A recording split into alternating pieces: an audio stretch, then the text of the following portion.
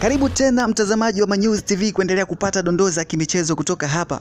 Bwana, dabi ya Mzizima imepigwa leo kati ya Simba Sports Club dhidi ya Azam Football Club katika uwanja wa Azam Complex Chamazi, uwanja wa nyumbani wa klabu ya soka ya Azam. Mchezo ambao ulikuwa ukisubiriwa kwa hamu kubwa kushuhudia mahasimu hawa wa jiji la Dar es Salaam. Bwana, mchezo umemalizika kwa dakika 90 kwa timu zote mbili kutoka sare ya bila. Hakuna hata timu moja ambayo iliweza kuona lango la mwenzake. Licha ya kuwa timu zote mbili ziliweza kushambuliana kwa kipindi kimoja.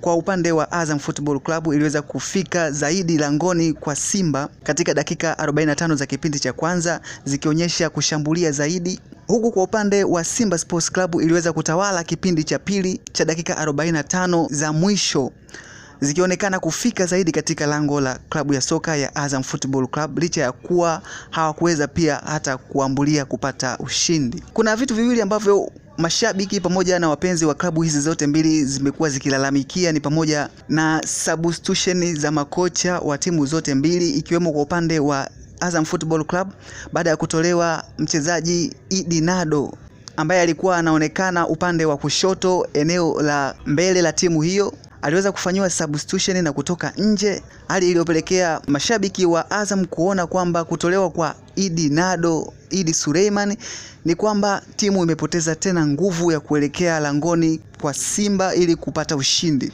Na kwa upande wa klabu ya soka ya Simba Sports Club wameweza kutolewa mchezaji Chama ambaye pia alikuwa akionekana ni mmoja kati ya chachu ya ushindi katika mchezo wa siku ya leo, licha ya kuwa timu yote ilikuwa ikicheza kwa ushirikiano.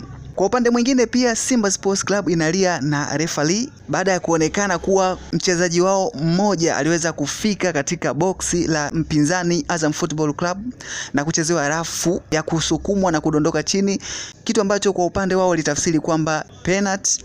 Referee angeweza kupiga filimbi ya kuashiria penalty, lakini referee aliweza kupeta.